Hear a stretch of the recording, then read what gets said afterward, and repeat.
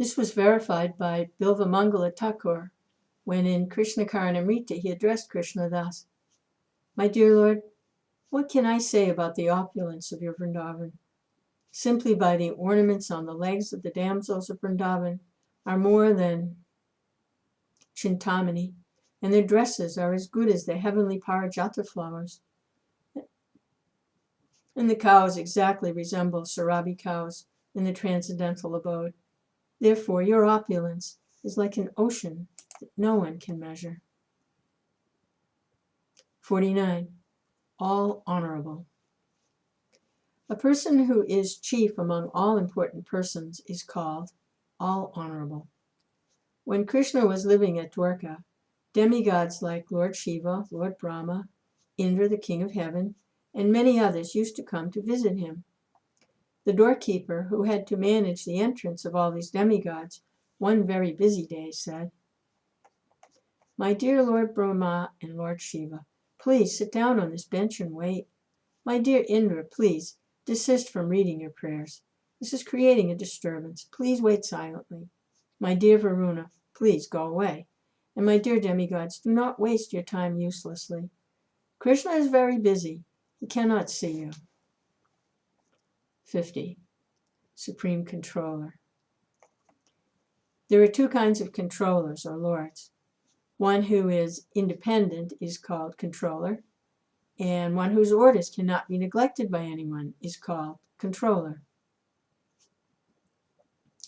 Regarding Krishna's complete independence and lordship, Srimad Bhagavatam says that although Kaliya was a great offender, Krishna still favored him by marking his head with his lotus feet, whereas Lord Brahma, although having prayed to Krishna with so many wonderful verses, still could not attract him.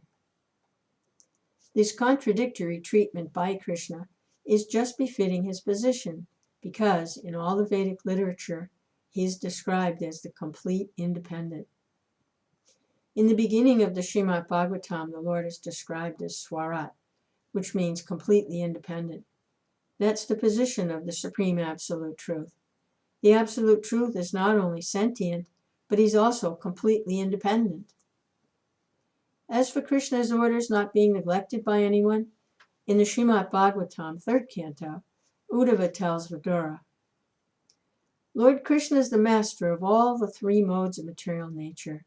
He's the enjoyer of all opulences, and therefore there's no one equal to or greater than him. All the great kings and emperors used to come before him, offer their gifts and pay obeisances with their helmets at the feet of the Lord.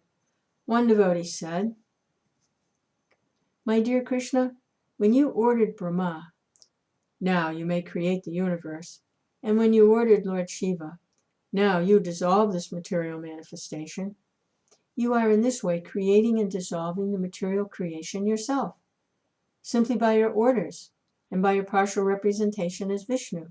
You're maintaining the universes. In this way, O Krishna, O enemy of Kamsa, there are so many Brahmas and Shivas who are simply carrying out your orders.' 51. Changeless. Krishna does not change his constitutional position, not even when he appears in this material world. Ordinary living entities have their constitutional spiritual positions covered. They appear in different bodies, and under the different bodily concepts of life they act. But Krishna does not change his body. He appears in his own body, and is therefore not affected by the modes of material nature. In the 1st canto, Srimad Bhagavatam, it is stated that the special prerogative of the Supreme Controller is, he's not at all affected by the modes of nature. The practical example of this is that devotees who are under the protection of the Lord are also not affected by material nature. To overcome the influence of material nature is very difficult, but the devotees or the saintly persons who are under the protection of the Lord are not affected. So what need is there to speak of the Lord himself?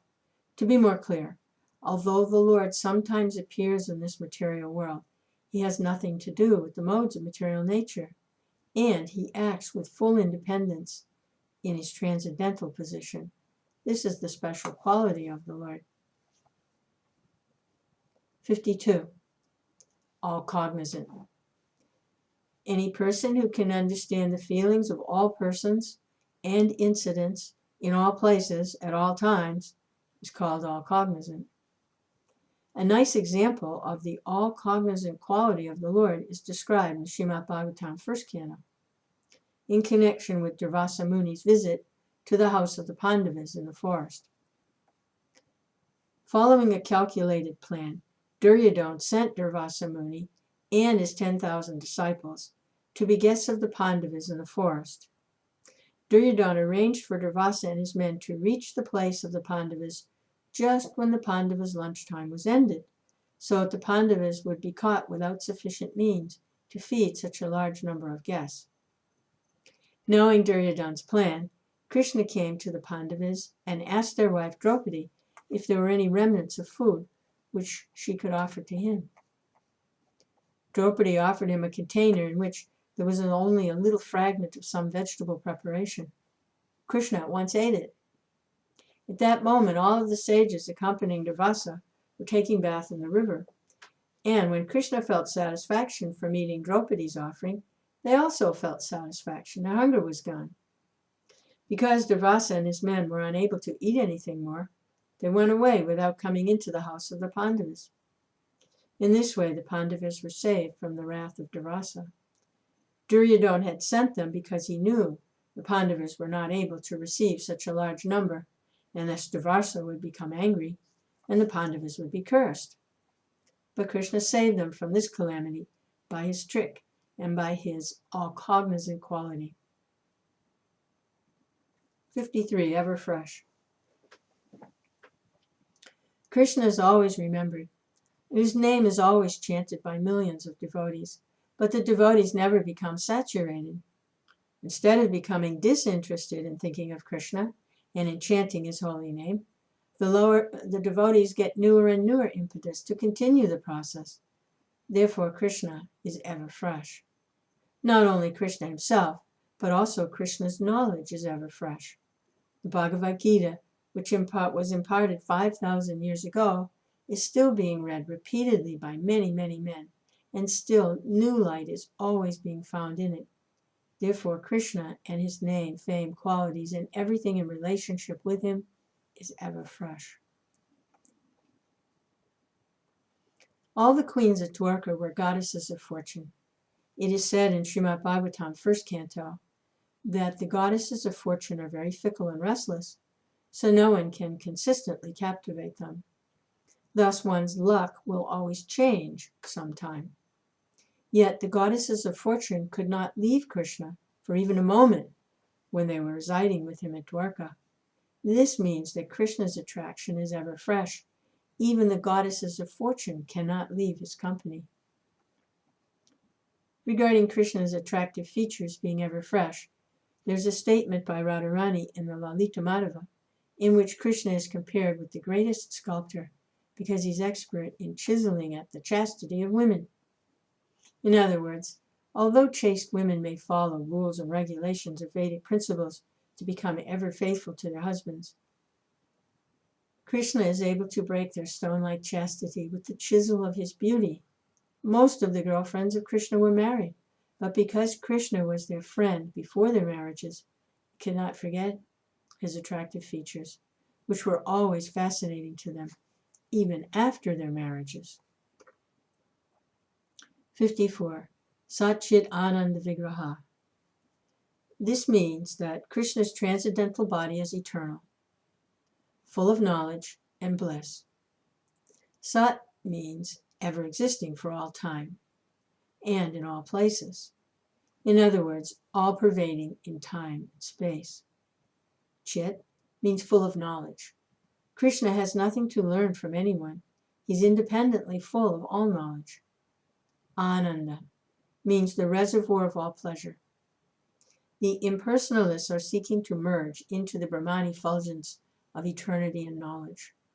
But the major portion of the absolute pleasure which is in Krishna is avoided by them. One can enjoy the transcendental blissfulness of merging into the Brahman effulgence after being freed from the contamination of material illusion, false identification, attachment, detachment, and material absorption.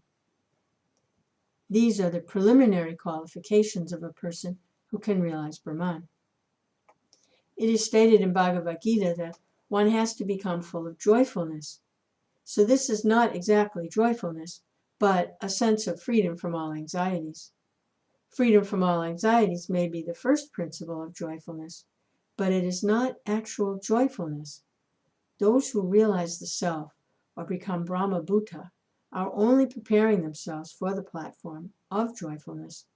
That joyfulness can be actually achieved only when one comes in contact with Krishna. Krishna consciousness is so complete that it includes the transcendental pleasure derived from impersonal or Brahman realization. Even the impersonalists will become attracted to the personal form of Krishna, known as Shama Sundara. It is confirmed by the statement of Brahma Samhita that the Brahman effulgence is the bodily ray of Krishna. The Brahman effulgence is simply an exhibition of the energy of Krishna. Krishna is the source of the Brahman effulgence, as he himself confirms in Bhagavad Gita. From this we can conclude that the impersonal feature of the Absolute Truth is not the ultimate end. Krishna is the ultimate end of the Absolute Truth. The Vaishnava school, therefore, never try to merge into the Brahman effulgence in their pursuit of spiritual perfection. They accept Krishna as the ultimate goal of self-realization. Therefore, Krishna is called Param Brahman, the Supreme Brahman, or Parameshwara, Supreme Controller. Sri Jamunacharya has prayed as follows. My dear Lord, I know that the gigantic universe and gigantic space and time within the universe are covered by the 10 layers of the material elements, each layer 10 times larger than the previous one.